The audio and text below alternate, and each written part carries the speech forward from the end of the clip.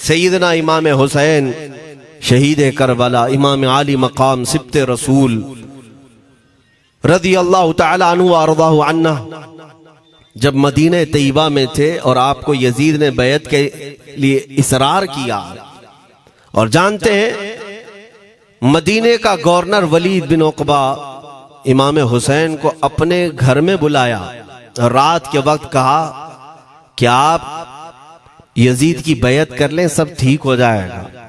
आपने एक तारीखी जुमला फरमाया था, आज वो सब मुसलमानों को याद होनी चाहिए। इमाम हुसैन ने ये नहीं कहा मैं हुसैन रसूलुल्लाह का नवासा यजीद की बैत करूंगा फासिक व फाजिर की, ये नहीं कहा आपने। तवज्जो चाहता हूं, आपने ये नहीं फरमाया, बल्कि ये फरमाया मुझ जैसा उस जैसे की बैत कैसे कर सकता है। ये क़यामत तक आने वालों के लिए मैसेज है, हुसैन जैसा कभी भी यजीद जैसे की बैत नहीं कर सकता, और ना ही वैसों की ताकत को वो मान सकता है। और अल्हम्दुलिल्लाह हमारी माओं ने बचपन से हमें हुसैन को ही सुनाया है, यजीद को नहीं।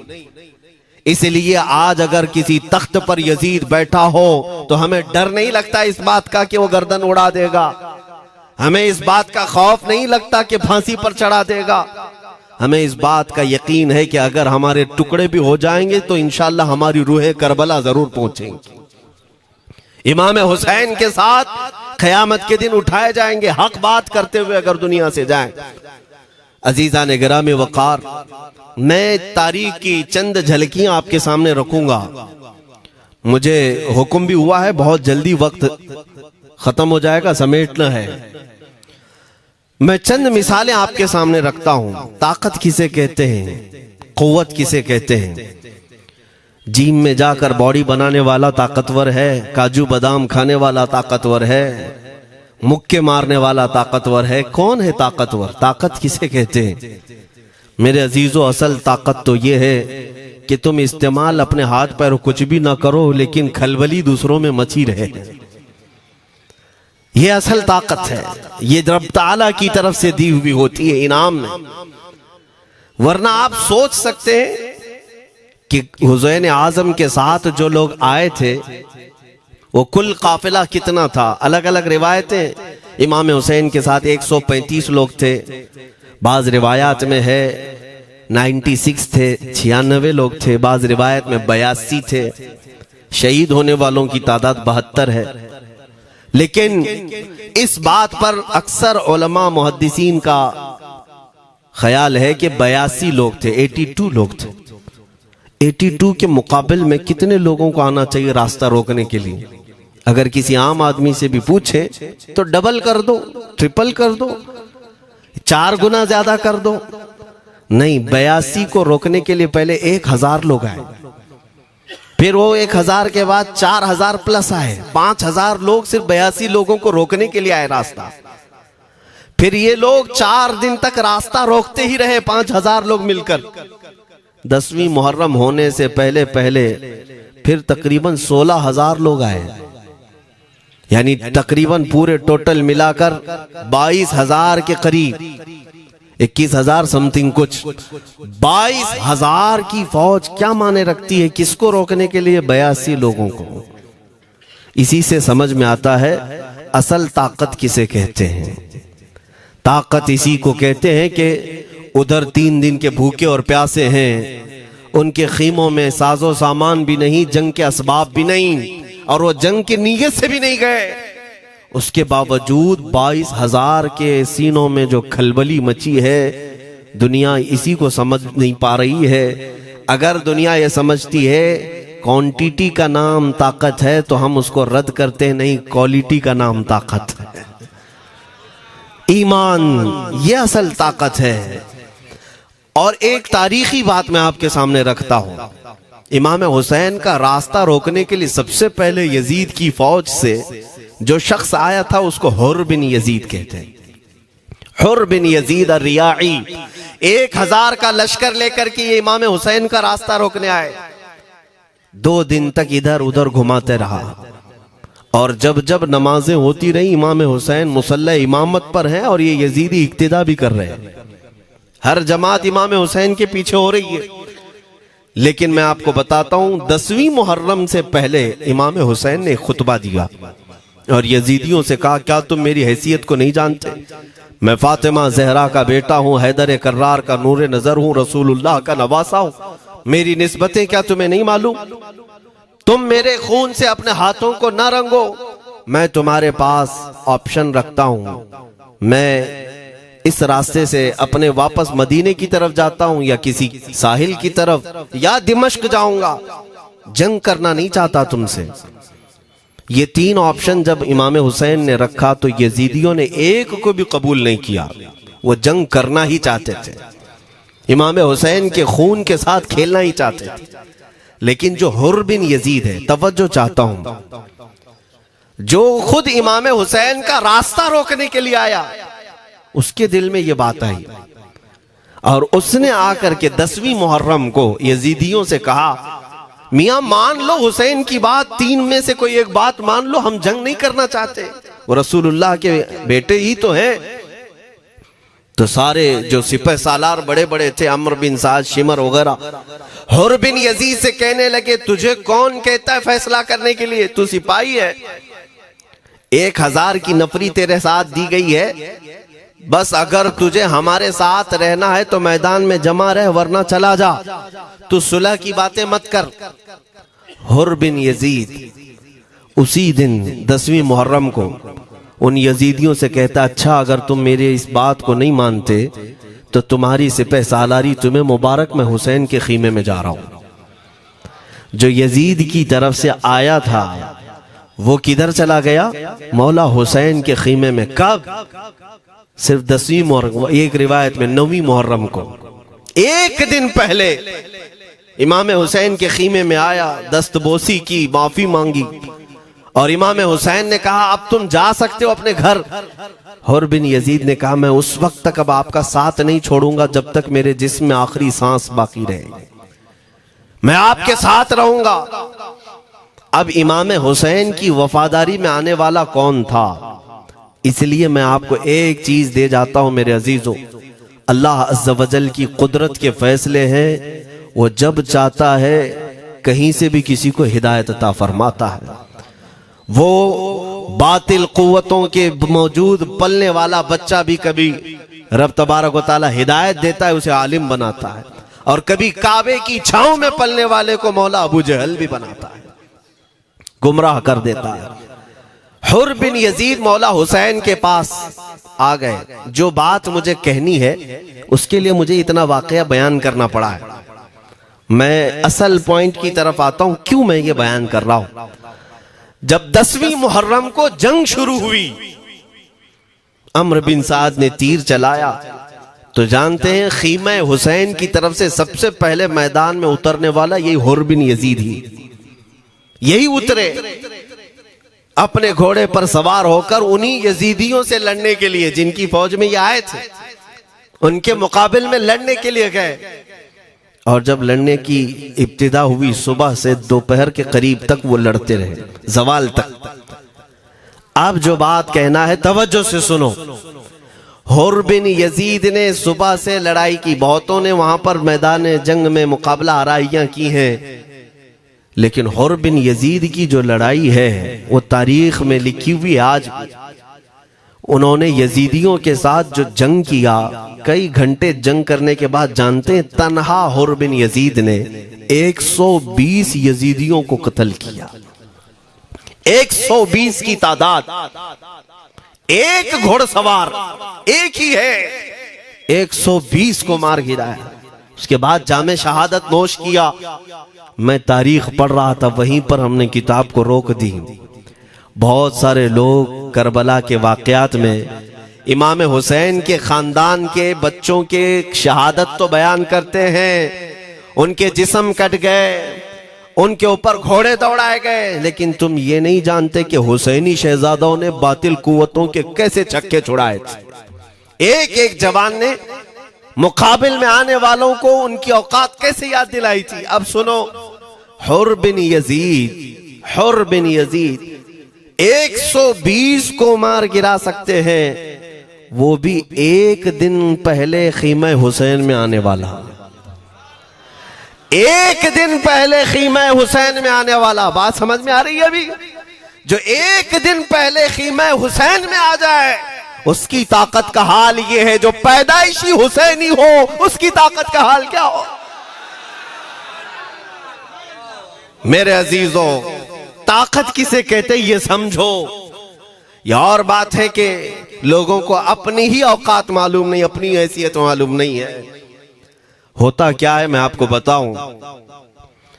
अल्लामा अब्दुल मुस्तफा आजमी साहब ने एक बड़ी प्यारी बात लिखी है। वो गुजरात के हालात बहुत अच्छी तरह से जानते थे। आपने एक बहुत अच्छी बात लिखी जो हमारे तमाम चीजों से या आज के जमाने में ये चीज मैच होती है। एक ताजिर तिजारत करने के लिए निकला, उसके पास कुछ कीमती हीरे थे, कीमती हीरे थे, और वो हीरों की तिजारत करता था। और एक चोर उसके पीछे पड़ गया, और वो चोर रोजाना वो चोरी करने के चक्कर में रहता था कि जब रात को ये ताजिर सोए तो मैं ये हीरे निकाल लूंगा। लेकिन 2-3 दिन जब जब वो ताजिर सोता था वो पूरे हीरे चेक करता था, कहीं नहीं मिलते थे। थक गया चोर। 3 दिन के बाद उस ताजिर को उसने पूछा, चोर ने कहा कि तुम हीरे रखते कहाँ हो? दिन भर तो तुम्हारे पास होते, रात में कहाँ जाते? तो उस ताजिर ने कहा, अकल का अगर तू इस्तेमाल करता तो तुझे बात समझ में आती। रोजाना मैं तेरे ही जुब्बे में रात को ये हीरे रखकर खुद सो जाता था। वो अपना नहीं तलाश करता, इसका तलाश करता। बिला तशबीह हो बिला तमसील। मेरे अजीजों, तुम्हारे पास जो ताकत है तुम्हें उसका अंदाजा नहीं। तुम जो मोहब्बत मुस्तफ़ा सल्लल्लाहु अलैहि वसल्लम की शमा अपने सीने में रखते हो, मौला करीम का वादा है तुम्हारे साथ, काना हक्कन अलैना नस्रुल मोमिनीन। रब ताला फरमाता हमने अपने ऊपर लाजिम कर लिया है कि ईमान वालों की मदद करें।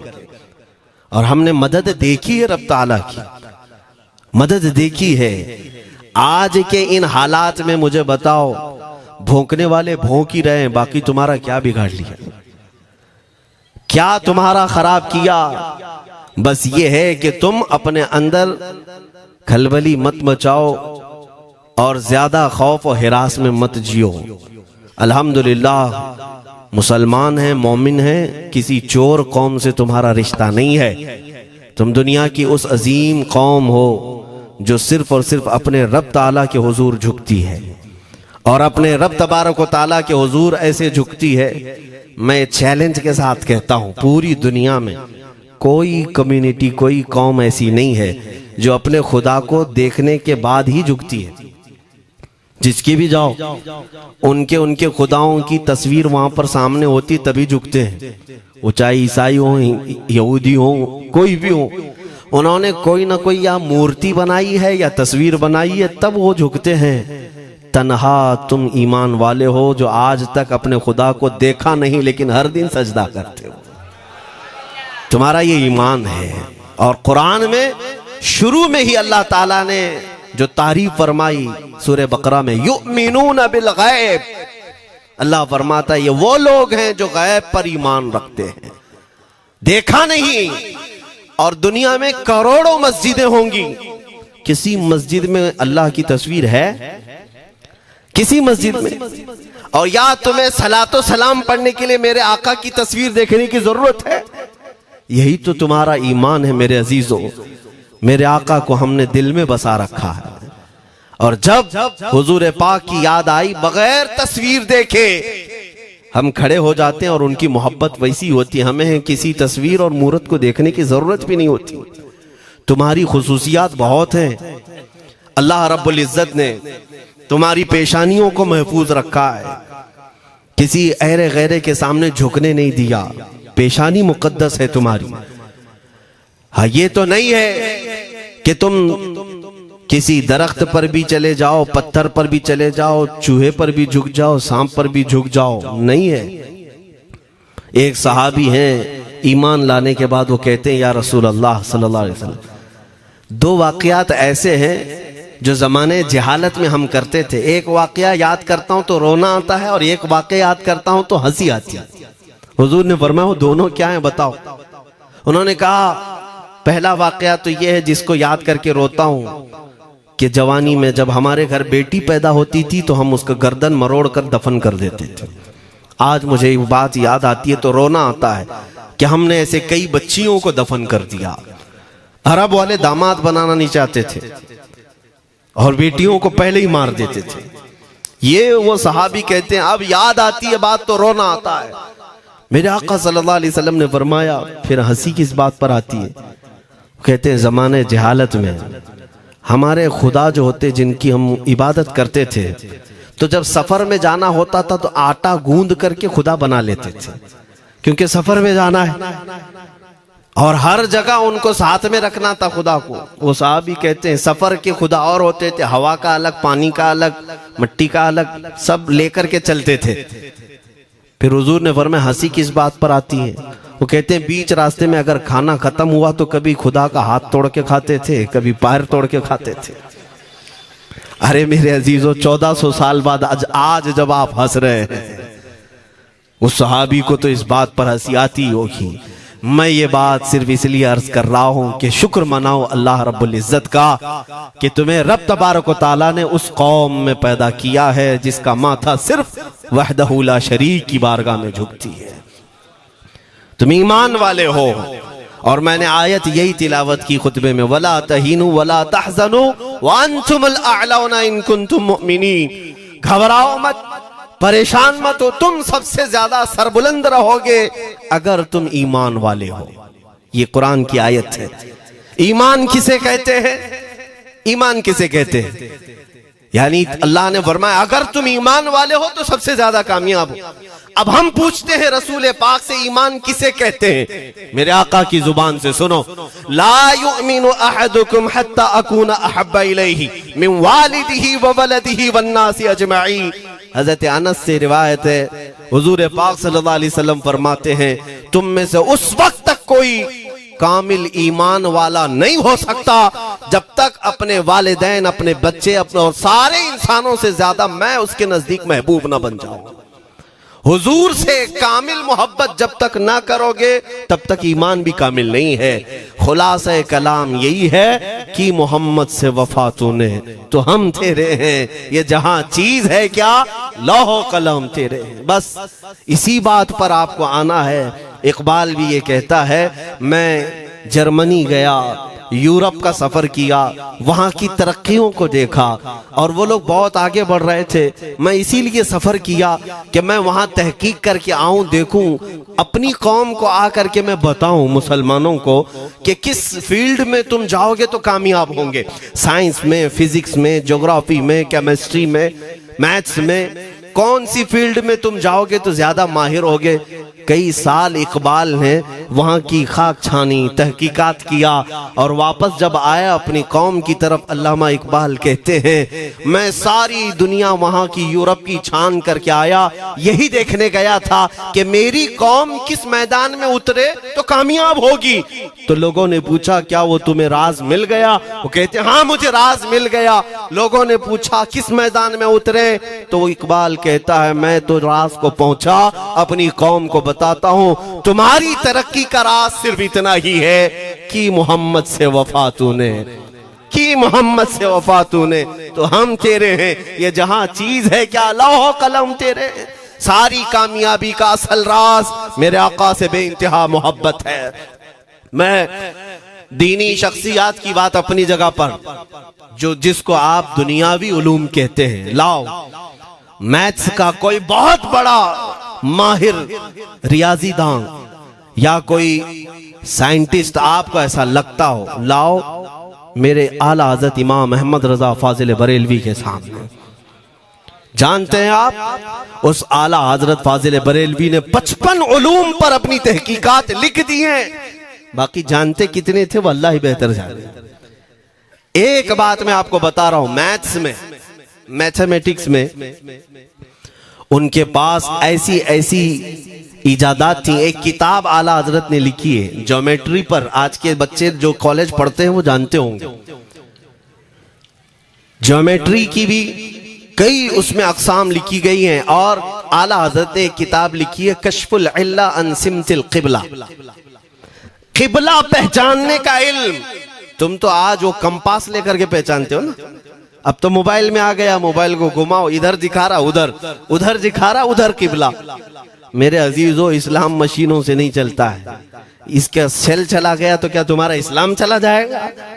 इसकी बैटरी चली गई तो क्या तुम्हारा दीन चला जाएगा? नहीं, इस्लाम मुकम्मल कवायद और ज़वाबित के साथ है।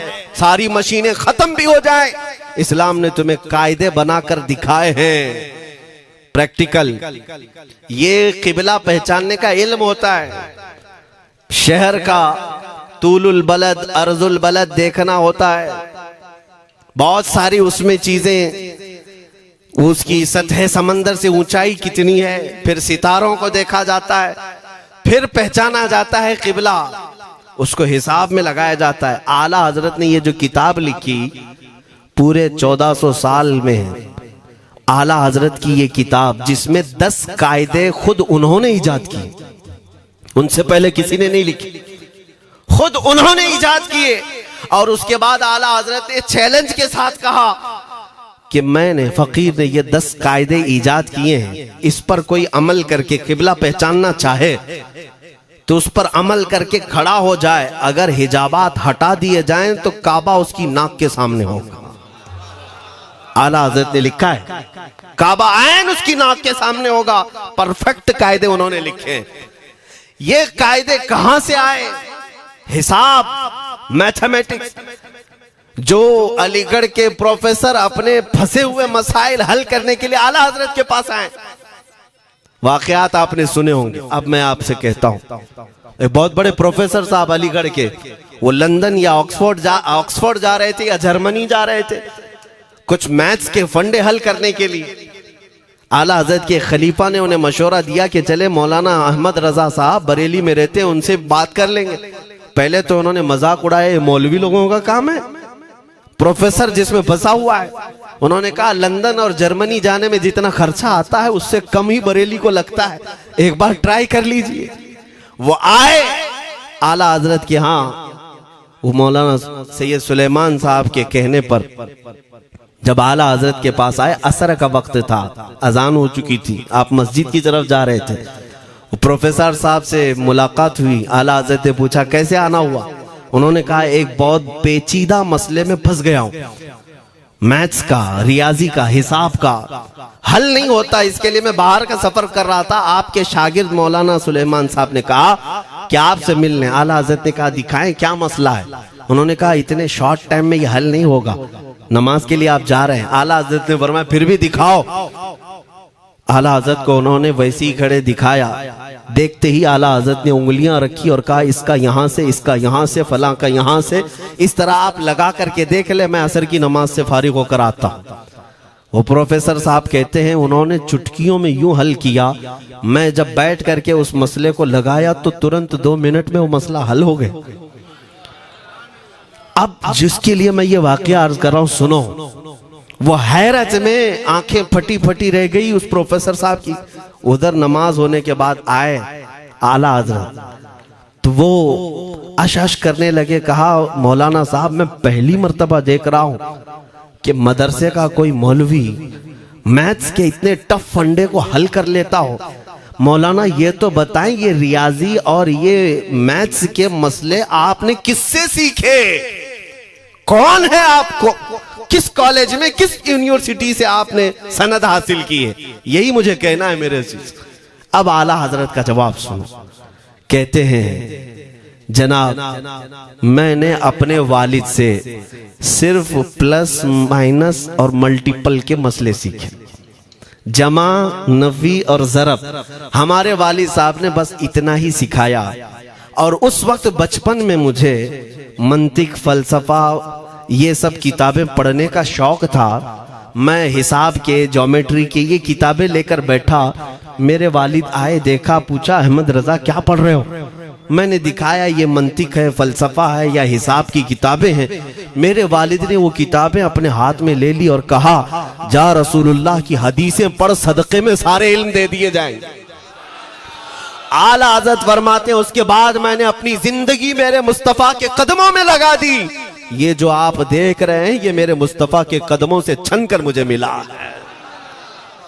बस बात समझ जाओ, ताकत इसी को कहते हैं। नबी पाक सल्लल्लाहु ताला अलैहि वसल्लम से बेइंतहा मोहब्बत करने वाला वो दुनिया के किसी मैदान में भी तन्हा नहीं होता, तन्हा नहीं होता। अजीजा ने गिरामी वक़ार, मैं इस बात की तरफ आपको ले जाता हूँ। एक सहाबी हजरत सलमा बिन अकवा रदियल्लाहु ताला, इनको राजिलु रसूलिल्लाह कहा जाता है। हुजूर सल्लल्लाहु अलैहि वसल्लम के ऐसे सिपाही जितने गज़वात में गए, जितनी जंगों में गए, कभी घोड़े पर नहीं बैठे, पैदल। और वह ऐसा पैदल चलते थे कि कोई घोड़ा भी उनके साथ नहीं पकड़ पाता उनको जब वो भागते थे। घोड़ा भी अपनी तेज रफ्तारी के बावजूद उन्हें नहीं पकड़ पाता। उनको लक़ब मिला था राजिलु रसूलिल्लाह, छल करके सफर करने वाला रसूलुल्लाह का सिपाही। एक बार ऐसा हुआ, एक बनु कार्रा का शख्स जिसका नाम अब्दुर्रहमान है, ये मुनाफिक था, खबीस था। इसने तकरीबन 400 लोगों को जमा किया, अपने हम मिजाज लोगों को, और मदीने पर रात के वक्त एक बगीचे पर हमला किया, पूरे बगीचे को आग लगा दिया। और उसके बाद फिर जो खजूरें थी वहां से सब लूट लिया, लूट करके अपने घोड़ों पर रख लिया और निकल पड़ा। उस वक्त सिवाय हजरत सलमा बिन अकवा के कोई नहीं था। उधर 400 लोग लूट मार कर रहे हैं और खजूरें जमा कर रहे हैं, और ये तन्हा साहबी। इस साहबी का हाल ये है, घोड़ा भी नहीं होता था कभी नहीं। अब इनको जलाल आया कि मेरे मुस्तफ़ा के शहर की एक खजूर भी मैं बाहर जाने नहीं दूंगा जो चोरी करके जा रहा है। उसके बाद आपने पीछा करना शुरू किया। और हकीकत देखें, आप जब हदीस पढ़ेंगे, आला हजरत ने अल मलफूज में भी इसको नकल फरमाया। जब तक मैं ये हदीस पढ़ रहा था, इतनी हंसी भी आती है और उनकी इस बहादुरी पर दिल खिल जाता है और सीना चौड़ा होता है कि वो अकेले किस बात पर भाग रहे थे। उनके पीछे 400 लोगों के पीछे भाग रहे। अच्छा, कोई ये कहे कि नादान आदमी है, 400 लोगों को नहीं देख रहा, अकेला भाग रहा है। हो सकता है इनको कोई कह दिया हो, लेकिन मुझे हैरत उन 400 पर हो रही है जो एक से डर के भाग भी रहे थे। वो भी भाग रहे हैं, एक दौड़ा रहा है और 400 भाग रहे हैं। वह अब्दुर्रहमान कार्रा का रहने वाला कारी भागा जा रहा है और सबसे कह रहा है, सलमा बिन अकवा से अपनी अपनी जान बचा लो। इसीलिए मैं कहता हूं ये बुज़दिल कौमें हैं, मेरे मुस्तफ़ा के गुलामों का मुकाबला करने की सकत नहीं रखती, जिसके सीने में इश्क़ मुस्तफ़ा हो। 400 भागते रहे और ये भगाते रहे बहुत दूर तक। जब हज़रत सलमा बिन अकवा भागते थे तो घोड़े भी पीछे पड़ जाते, और आप जैसे जैसे कोई घोड़सवार आता उसकी टांग पकड़कर खींचते और उसकी गर्दन पर पैर रखते, फिर आगे निकल पड़ते थे। न जाने कितनों को उन्होंने तन्हा अपने हाथों से गिराया, कोई मुकाबला करने को तैयार नहीं। गिराते भी हैं और उनकी गिरी हुई खजूरें जमा भी करते हैं कि मुझे मदीने वापस ले जाना है। उस सहाबी को मैं पढ़ता हूं, अजीजा ने गिरामी खजूरें जमा करते रहे और उन्हें भगाते रहे। आखिर में वो 10-10 की टुकड़ियों में बदल गए। वो अब्दुर्रहमान कार्रा का रहने वाला कहने लगा, एक साथ मत भागो, ये अकेले सबको भगा रहा है, 10 इधर जाओ, 10 उधर जाओ, 10 उधर जाओ। जालिमों, पलट कर मेरे मुस्तफ़ा के गुलाम का मुकाबला करके देखते हैं, लेकिन किसी से नहीं हुआ। वो पहाड़ की चोटियों में चले गए। हज़रत सलमा बिन अकवा पहाड़ पे भी चढ़ने लग गए। तो अब्दुर्रहमान कार्रा वो कहता है वहीं से चीख करके, सलमा बिन अकवा तुमको क्या चाहिए, क्यों पीछा कर रहे हो? कहा, मैं शहर रसूल की एक खजूर भी जब तक तुम्हारे पास होगी पीछा करता रहूंगा।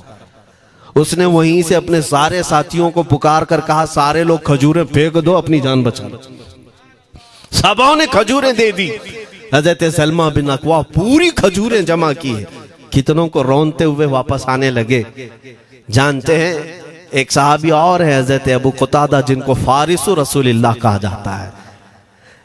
उनका घोड़ा दौड़ता हुआ, उनको दौड़ाता हुआ हजरत अबू कुतादा उस पर हैं और 10 लोग और साथ हैं। वो हजरत सलमा बिन अकवा की मदद के लिए आ गए। जब वो आए तो ये अक्सर को तो गिरा चुके थे, खजूरें ले भी चुके थे। हजरत अबू कुतादा 10 सहाबा के साथ जब आए, हजरत सलमा बिन अकवा की और मदद हो गई। अब ये मदीने आने लगे तो तवज्जो चाहता हूं। हजरत सलमा बिन अकवा ने पूछा, मैं तो अकेला दौड़ा रहा था, कोई मुझे न देखा था, न ये वाकई की किसी को खबर थी, तुम यहां तक कैसे आए? तुमको किसने भेजा मेरी मदद के लिए? मुसलमानों याद रखो, मेरे मुस्तफा की वफादारी में जब कोई निकलता है तो कहां से मदद आती है अंदाजा भी नहीं होता। हजरत सलमा बिन अकवा ने उनसे पूछा, अबू कुतादा से, तुम आए कैसे? हजरत अबू कुतादा ने जो जवाब दिया वो और ताज्जुब का था। कहा, हमने नहीं देखा, हमको मालूम भी नहीं तुम किसके साथ गए हो, हमें ये वाकया भी नहीं मालूम, लेकिन हम अपने खीमे में बैठे थे, हमारा ये घोड़ा दौड़ता हुआ है, ये घोड़ा दौड़ता हुआ आया और दोनों पैर बार बार उठा करके हिनहिनाने लगा। मेरा घोड़ा ऐसा कभी करता नहीं, वो जिहाद में जाने वाला घोड़ा है, फरमाबरदार है। अबू कुतादा ने उसको सहलाया, लेकिन फिर भी वो खामोश नहीं हुआ। हजरत अबू कुतादा कहते, मैं पहचान लिया, वो अपनी पीठ पर मुझे सवार करना चाहता है। मैं इसकी पीठ पर बैठ गया। मेरे साथी भी ताज्जुब में थे, इतनी वक्त गुजर जाने के बाद घोड़े को न भूख लगी है न प्यास लगी है, ये कहां ले जा रहा है? अबू कुतादा कहते, ये घोड़ा है जो तुझ तक हम सबको ले आया है। हजरत सलमा बिन अकवा ने कहा, हाँ मुझे याद है, जब मैं उन 400 को दौड़ा रहा था तो तुम्हारा घोड़ा मुझे देख रहा था। पता ये चला दुनिया का हर जानवर भी मेरे मुस्तफा का वफादार है। अगर तुम नबी पाक सल्लल्लाहु अलैहि वसल्लम की इज्जत व हुर्मत के लिए उठते हो तो चूंटियां अपने सुराख में तुम्हारे लिए दुआ में मशगूल हो जाती हैं, मछलियां पानी में तुम्हारे लिए दुआएं करती हैं। अजीज़ान गिरामी वक़ार, आज मैं अपने जुमलों को समेटते हुए ये बात कहता हूँ, धोराजी की सरजमीन मैंने कभी सुना नहीं या कभी आपसे मुलाकात नहीं की, लेकिन इतना बड़ा मजमा हमें जो सुनने के लिए बैठा है, लोग मुसाफे के लिए आए, फूल हार पेश किए, टूट पड़ते हैं मुलाकातों के लिए। मैं अक्सर जलसों में भी और अपने प्रोग्रामों में ये कहता हूँ, मुझे जो आप इज्जत की निगाह से देखते हैं या मिलना चाहते हैं या देखना चाहते हैं या सुनना चाहते हैं, तो वो इसलिए नहीं है कि किसी बाप का, बड़े बाप का बेटा है या किसी सियासी पार्टी का नेता है। आपकी जो मोहब्बत है वो सिर्फ इसलिए है, ये नाज ये अंदाज हमारे नहीं होते, झोली में अगर टुकड़े तुम्हारे नहीं होते, या रसूल अल्लाह, जब तक के मदीने से इशारे नहीं होते, रोशन मेरी किस्मत के सितारे नहीं होते। जो कुछ भी इज्जत मिली है हमें आज, वो किसी और सलाहियत की वजह से नहीं। साफ मैं बता देता हूं, मैं मुकर्रिर आदमी नहीं, मैं खतीब आदमी नहीं, मैं वो शोलाबार मुकर्रिर नहीं हूं कि जिनकी तकरीरों से लोग बहुत ज्यादा नफा उठाते हो। मैं तो तालिब इल्म आदमी हूं।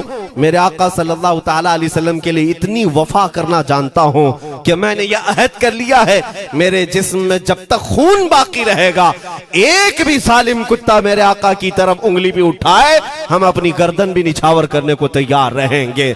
मेरे आका सल्लल्लाहु ताला अलैहि वसल्लम के लिए कुर्बानी का जज्बा है, इसलिए मेरे आका ने ये इज्जत अता की है। फिर मुझे ये कहने का हक भी है, जब तक बिके न थे तो कोई पूछता न था, या रसूल अल्लाह तुमने खरीद कर हमें अनमोल कर दिया।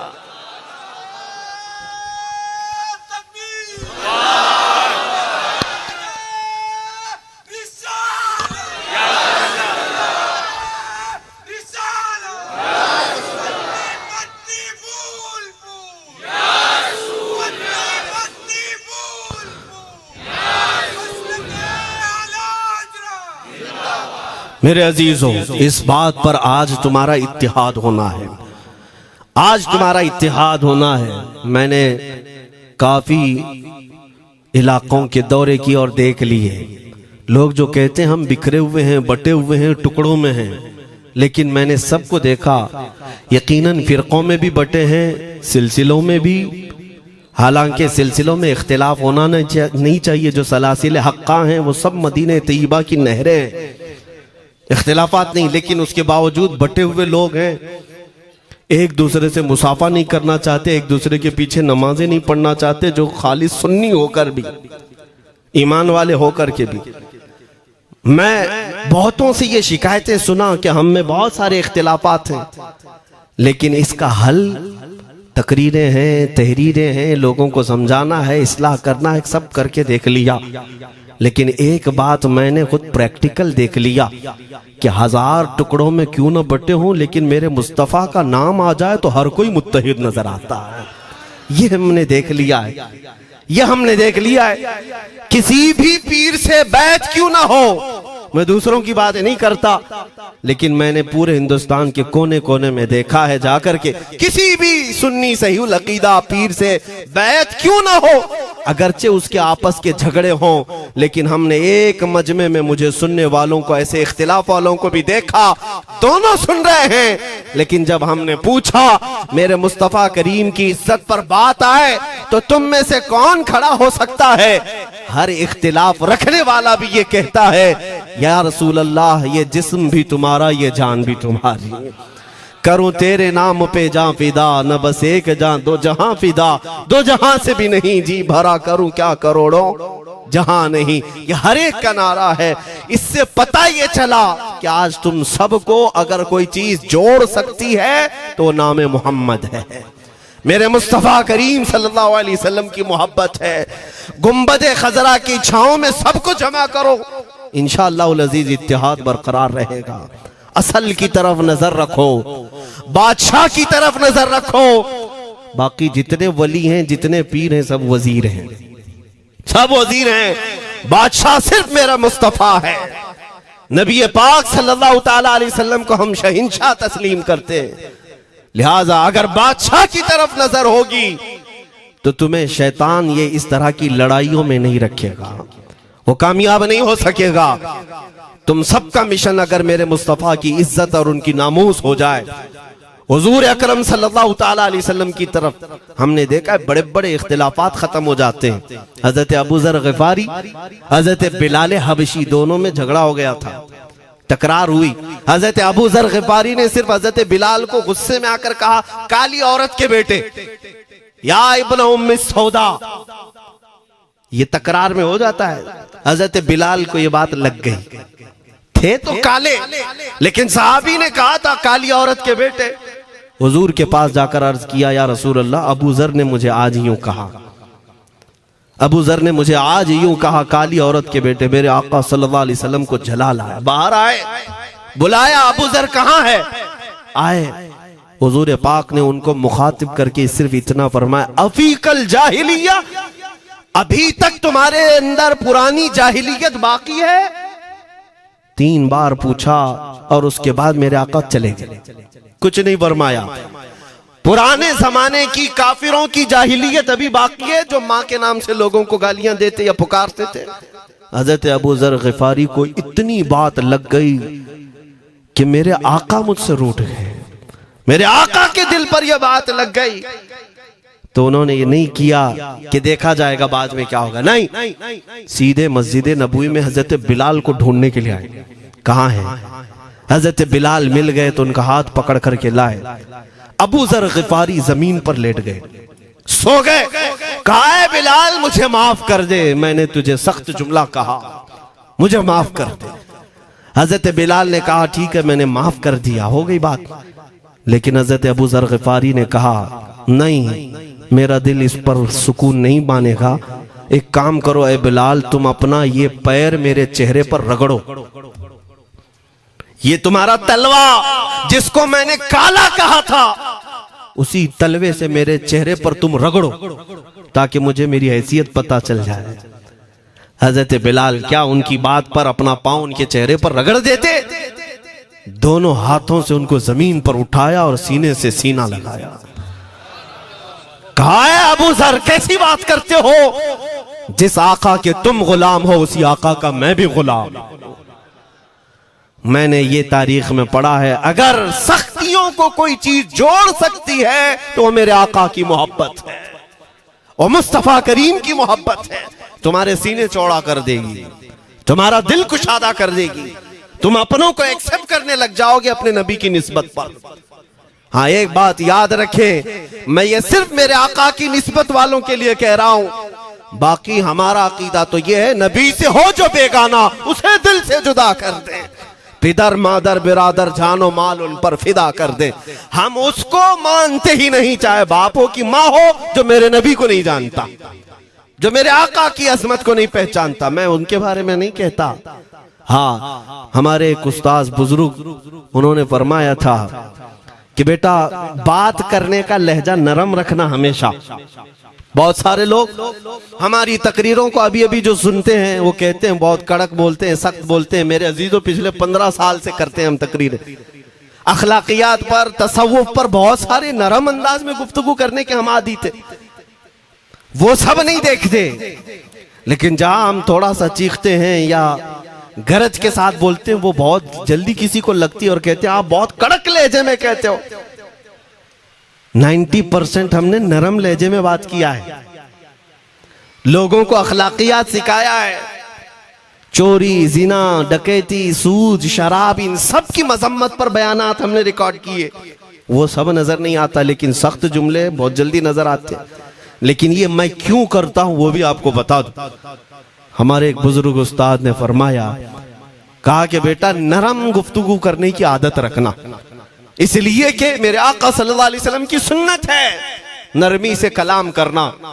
लेकिन एक बात याद रखना, जिंदगी भर नरमी से बात करो, लेकिन मुस्तफा करीम सल्लल्लाहु अलैहि वसल्लम की एहानत या दुश्मनी किसी में देखो तो फिर न तुम्हारी जुबान मीठी होनी चाहिए, न दिल नरम होना चाहिए, न दिमाग ठंडा होना चाहिए।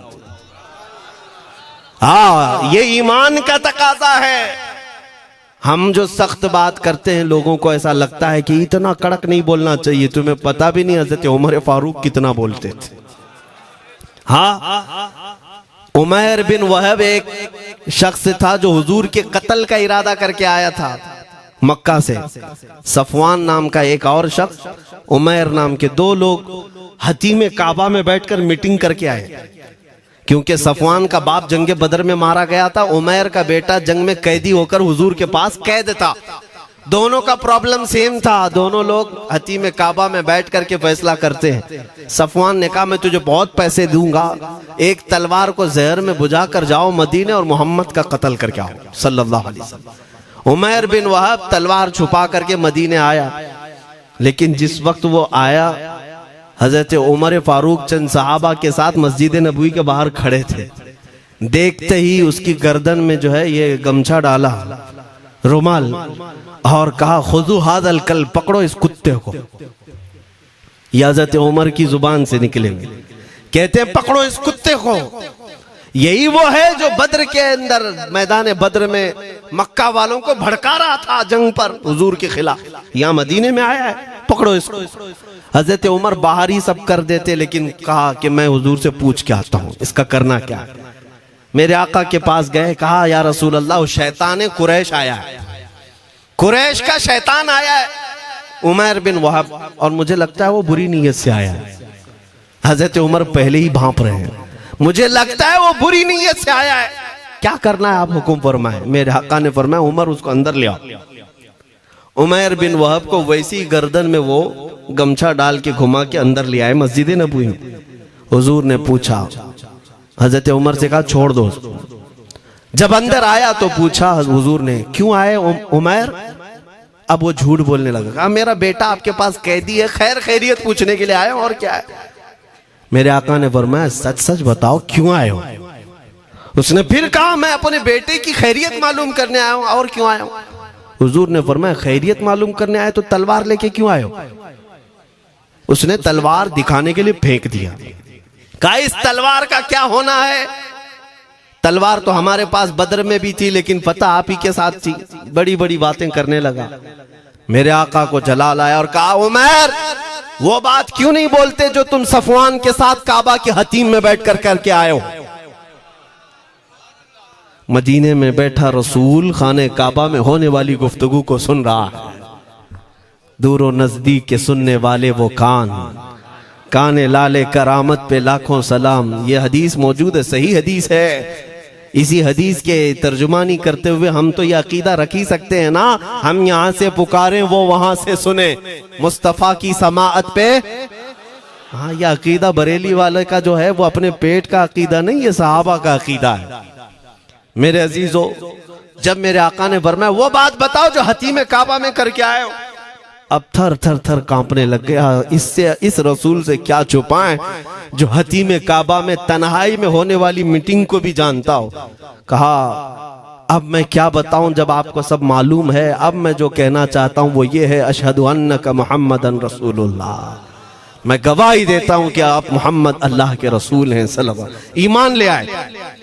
अब सुनिए मेरे अजीजों, ईमान लाने के बाद हुजूर पाक सल्लल्लाहु अलैहि वसल्लम ने तलकीन फरमाई कि अब इस्लाम पर कायम रहो, ईमान पर बरकरार रहो।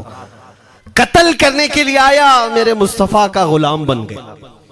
अब उसके बाद हजरत उमर क्या कहते हैं, हजरत उमर जो गमछा गले में डाल के अंदर लाए थे, अब गले में हाथ डालकर बाहर ले जाते हैं। और बाहर जो साथी खड़े थे उन सबको मुखातिब करके कहते हैं, लोगों सुनो। हजरत उमर के अल्फाज सुने, कहते हैं थोड़ी देर पहले ये जो शख्स तुम देख रहे हो, मुझे खिंजीर इससे अच्छा लगता था।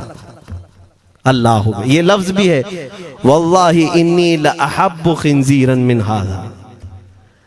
कहते हैं कि इससे बेहतर मैं खिंजीर को समझता था क्योंकि ये दुश्मन रसूल था। लेकिन अब सुनो ऐ लोगों, अब मेरे सगे बेटे से ज्यादा मुझको ये अजीज है, इसलिए कि मेरे आका का गुलाम। यही ईमान है, यही ईमान है। अजीजान गिरामी, खुलासा कलाम मेरी बात का यही है, मोहम्मद की मोहब्बत दीन हक की शर्त अव्वल है। इसी में हो अगर खामी तो सब कुछ नामुकम्मल है। इकबाल ने क्या खूब कहा था, अगर पहचानना हो तो मेरे अजीजों पहचानो, तुम मेरे आका सल्लल्लाहु अलैहि वसल्लम के कदमों तक अगर पहुंच गए तो यही दीन है। बमुस्तफ़ा बरसा खैश के दी हमाउस, गर्ब उन रसीदी तमाम बुल हबीस। अपने आप को हुजूर तक पहुंचा दो, इसी का नाम दीन है। और अगर वहां तक नहीं पहुंच सके, जिंदगी पूरी अबू लहब की तरह है। हो ना ये फूल तो बुलबुल का तरन्नुम भी ना हो, चमने दहर में कलियों का तबस्सुम भी ना हो ना ये साकी तो मैं भी ना हो, खुम भी ना हो, बस में तौहीद दुनिया में ना हो, तुम भी ना हो। या रसूल अल्लाह, खीमा अफलाक का इस्तादा उसी नाम से है, नबज़ हस्ती तपश आमादा उसी नाम से है। दश्त में दामने कोहसार में मैदान में है, बहर में मौज की आगोश में तूफान में है, चीन के शहर मराकश के बयाबान में है, और पोशीदा हर मुसलमान के ईमान में है। वो मेरे आका की जात ही है, हर जगह है, और उसी की तरफ हमें सबको मुतवज्जे होने की आज जरूरत है। ताकत किसका नाम है, मैंने शुरू इसी बात से किया था, इसी पर खत्म करता हूं। ताकत और कुव्वत सिर्फ बॉडी बनाने को नहीं कहते, ताकत और कुव्वत सिर्फ और सिर्फ काजू बादाम खाने को नहीं कहते। ताकत और कुव्वत उसके अंदर है जो देखने को अगरचे कमजोर लगता हो, लेकिन दुश्मनों के सीने उसकी याद से ही आज भी खलबली मच जाती हो। हमने देखा है 100 साल पहले की बात, आला हज़रत इमाम अहले सुन्नत फाजिल बरेलवी इमाम अहमद रजा खां, नाम तो हर बच्चा जानता है आज, और अपनों से ज्यादा गैर भी जानते हैं और थरथराते भी हैं। लेकिन क्या कभी तुमने आला हजरत की सीरत में यह पढ़ा कि उनका जिस्म कैसा था? उनका जिस्म कैसा था? बहुत लहीम शहीम, चौड़े सीने वाले, बड़े बाल वाले, ऊंचे चेहरे वाले? नहीं मेरे अजीजों, तारीख में आप पढ़ोगे आला हजरत कसरत से लिखने की वजह से, कसरत से इबादत की वजह से, जिस्मानी एतबार से बड़े दुबले पतले थे, बड़े दुबले पतले थे। लोग देखने वालों ने यह कहा है, जिस्मानी साख्त ऐसी नहीं थी कि कोई पहलवान नजर आता हो, दुबले पतले थे, नहीफ थे, देखने में कमजोर लगते थे। लेकिन मजाल है जब वो आशिक रसूल का कलम चलता था, कलम चलता था, और वो भी यूं पुकार कर कहता था, ये रजा के नेज़े की मार है, क्यादू के सीने में गार है, किसे चारा जोई का वार है, कि ये वार वार से पार है। और फिर उन काफिरों को कहा था उस इमाम अहले सुन्नत ने, किल के रजा है खंजरे खूंखार बरकबार। ये कोई दावा नहीं कर सकता आज। किल्क किसको कहते हैं समझा भी देता हूं मैं आपको।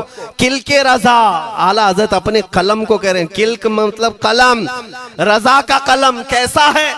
खंजरे खून खार बरकबार, यानी खून पीने वाला खंजर और चमक पैदा करने वाली जो बिजली होती है। आला हज़रत बड़े नरम दिल भी थे, रहम दिल भी थे। अपनों को जब नवाजते थे तो बेहिसाब नवाजते थे। आजिजी ऐसी कि बच्चों से भी माफी मांगते, आजिजी ऐसी। और अपने पीर खाने पर जाने की बात आए तो चप्पलें कितनी दूर छोड़ जाए। गुरूर और घमंड की बात नहीं, लेकिन जब मेरे मुस्तफा के दुश्मनों से मुकाबले की बात आती तो यूं कहते, तुम क्या समझते हो किल के रजा है खंजरे खूंखार बरकबार, आदा से कह दो खैर मनाए न शर करे। ये बात ईमान के तकाजे की है। मैं आज हर आलिम से मिंबर पर बैठे हुए और हर मोमिन से यही कहना चाहता हूं, जो मेरे मुस्तफा की इज्जत की बात आए सर चढ़कर बोलना सीख जाओ। मेरे आका ने फरमाया है, जालिम और जाबिर बादशाह के सामने हक बात का ऐलान करना सबसे अफजल जिहाद है। और ये तो कर ही सकते हो। उन पाखंडियों को लफ्ज़े जिहाद से भी डर लगता है और लफ्ज़े जिहाद पर ही बड़ा प्रोपेगेंडा करते हैं। मुझे इस बात का कोई खौफ नहीं। हाँ, लोग ये कहते हैं मौलाना जिहाद के लफ्ज पर थोड़ा साइड होकर के बात कर लेते हैं। तुम बुज़दिल क्यों बने जा रहे हो? लफ्ज़े जिहाद एक पाकीज़ा लफ्ज है, मुकद्दस लफ्ज है। इस लफ्ज को अगर निकाल दिया तो मेरे आका की आधी सीरत खत्म हो जाएगी। कैसे बताओगे नबी पाक की सीरत? बदर को क्या कहोगे? तकरार हुई थी। खंदक, ओहद, तबूक, खैबर, ताइफ, ये सब को क्या कहोगे? तकरार हुई थी। जिहाद लफ्ज है, सेल्फ डिफेंस का नाम है। इतना हक तो हर एक को है मेरे अजीजों। लेकिन ये तो आज मैं ये बात भी नहीं कर रहा हूं तुमको तलवार उठाओ, बंदूक उठाओ, गोली मारो, बंदूक से लो, ये सब बातें तो हम करते भी नहीं, हमें जरूरत भी नहीं। लेकिन हमें पता है हमारे अल्फाज ही काफी हैं। मेरे आका सल्लल्लाहु ताला अलैहि वसल्लम की मोहब्बत जिसके सीने में हो, मेरे आका ने जब ये फरमाया है कि हक बात का ऐलान करना सबसे अफजल जिहाद है, तो इस पर तो हर कोई आज अमल कर सकता है। हक बात कहो, मिंबरों से कहो, और ट्रस्टियों से भी कहता हूं उलमा को कहने की आजादी भी दो कि वो बुज़दिल न बनाए। खौफ न रख रजा जरा, तू तो है अब्दे मुस्तफा। एक बात समझ करके चले, हम मुल्क के खिलाफ, कानून के खिलाफ नहीं बोलना चाहते। मुल्क हमारा भी है, देश हमारा भी है, और यहाँ के कवानीन जिस पर हम अमल कर रहे हैं, खुशी से अमल कर रहे हैं। लेकिन इन जालिमों ने क्या बना दिया है, इनके नजदीक देश पूरा मोदी है। हाँ, इन साहब के बारे में मत बोलो, वो देश है। कल को अगर नहीं रहे तो देश चला जाएगा। मेरे अजीजों, किसी व्यक्ति, किसी शख्स की गलत पॉलिसियों पर तनकीद करने का नाम देश के खिलाफ बोलना नहीं है। हम अपने देश से मोहब्बत ऐसी करते हैं, ऐसी करते हैं। आज भी आजादी का दिन है ना, आजादी का दिन है। ये लगे हाथों ये बात कह करके गुजरता हूं। आज भी जा करके देखें, इंडिया गेट पर सबसे ज्यादा शहीदों के नाम जो लिखे गए हैं वो मुसलमानों के हैं।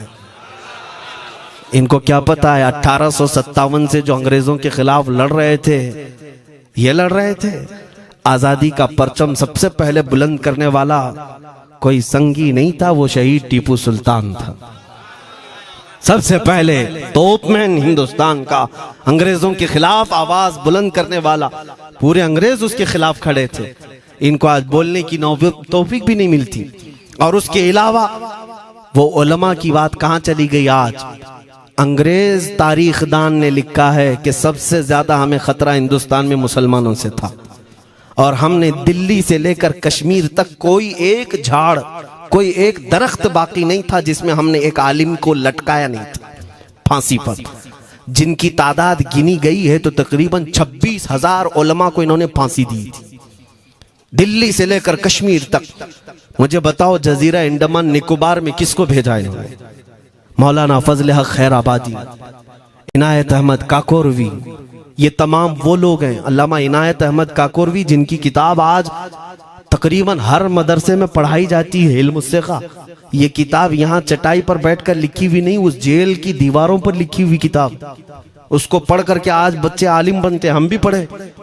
ये वो लोग हैं जिनको सिर्फ और सिर्फ हक बात कहने की बुनियाद पर जिंदगी भर जेल में डाल दिया गया। आज ढूंढ करके निकालो मौलाना फजल हक खैराबादी का मजार कहाँ है, और अंडमान निकोबार में। जहां काला पानी की सजा दी जाती थी। किफायत अली काफी का नाम सुना है मेरे अजीजों? ये नाम का जिक्र आना तो हक बनता है आज की रात जरूर। मुरादाबाद शहर का वो आलिम रब्बानी, वो सिर्फ और सिर्फ मुजाहिद आजादी नहीं बल्कि फना फिर रसूल भी था।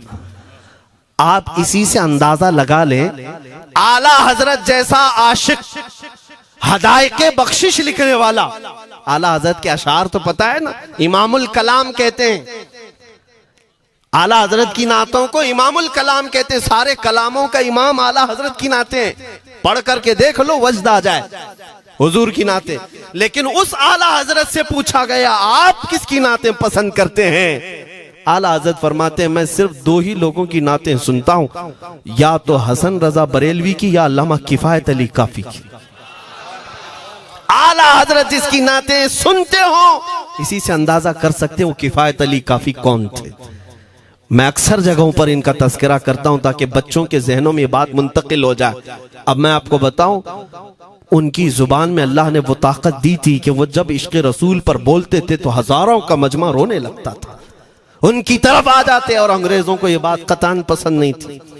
उन्हें कई तरह से गिरफ्तार करने की कोशिश की गई। आखिरकार एक मुनाफिक के जरिए से मौलाना किफायत अली काफी को गिरफ्तार करने के लिए अंग्रेज आए। कितने जानते हैं? 3000 लोग आए एक आलिम को गिरफ्तार करने। हमेशा कुत्ते झुंड में ही आते हैं। हाँ, मॉब लिंचिंग भी जो है ना, कुत्ते झुंड में ही करते हैं। किफायत अली काफी रहमतुल्लाह अलैह को गिरफ्तार करके ले गए दारुल इमारत में। अंग्रेजों ने रात के वक्त किफायत अली काफी के कपड़े खोले और उनके जिस्म पर गर्म स्त्री फेरी।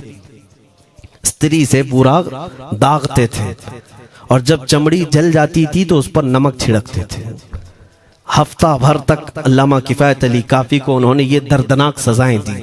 बीच में कई मर्तबा उनको सामने ऑफर रखा, तुम बदल लो अपनी बातें, छोड़ दो अपनी इस कौम को वरगलाना, छोड़ दो ये सब जो तुम तकरीरें करते हो, हम अपने हुकूमत में तुम्हें ले लेंगे, वजीफा भी देंगे, ओहदा भी देंगे।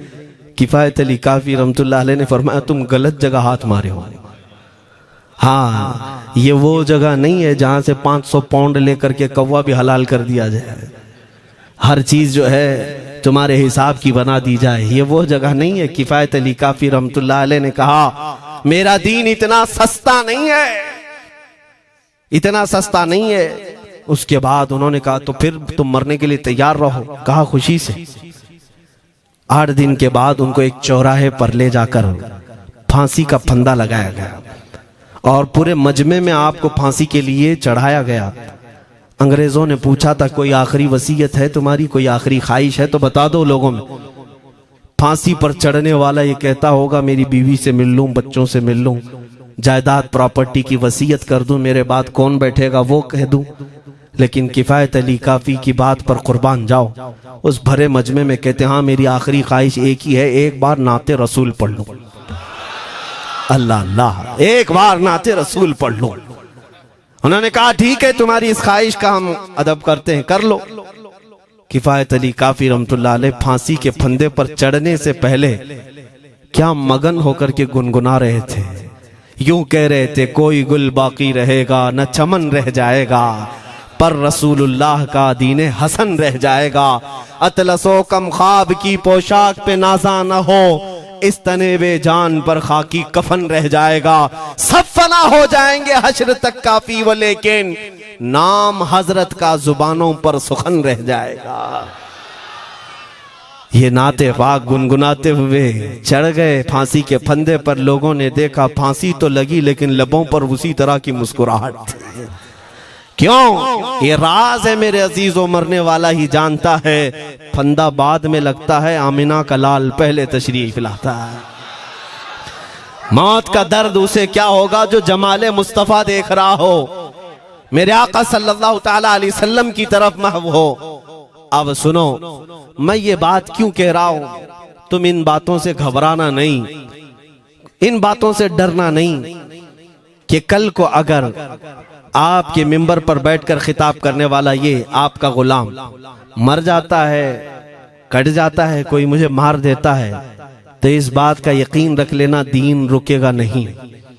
और मेरे आका सल्लल्लाहु अलैहि वसल्लम के नामूस और उनकी इज्जत में कोई कमी आने वाली नहीं।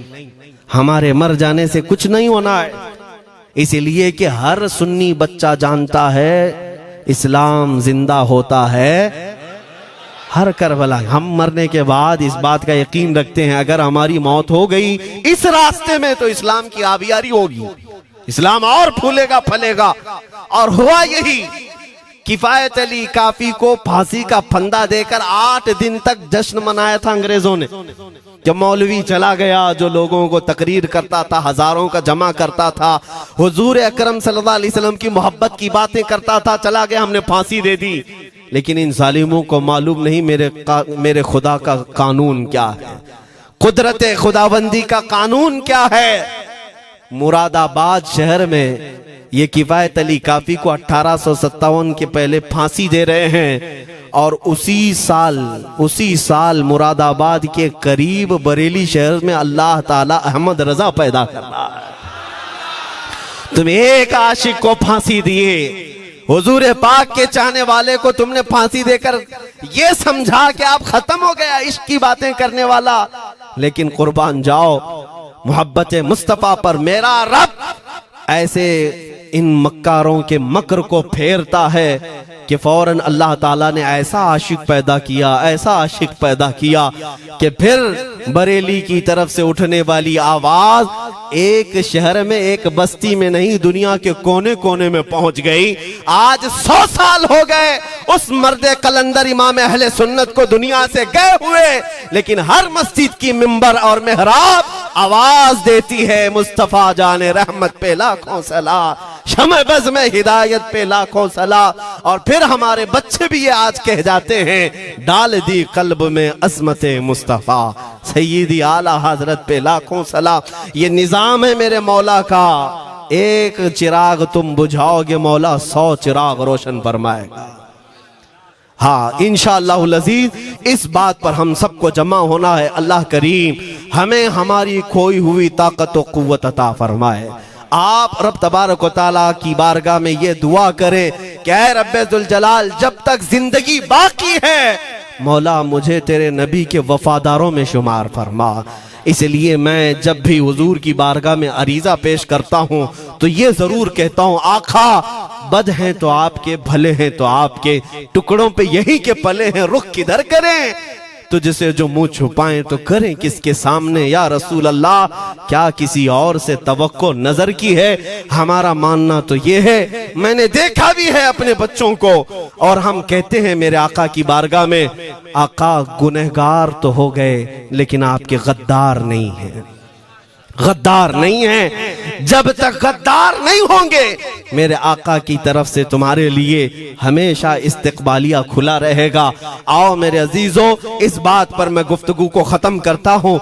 आज के इस उर्स मुबारका में, और आज आजादी की ये रात है, हम बारगाह मुस्तफा में अरीजा पेश करते हैं, या रसूल अल्लाह, आपको इस वतन से बूए वफा आई थी, मेरे आका इस वतन की तरफ नजरे करम फरमा दे।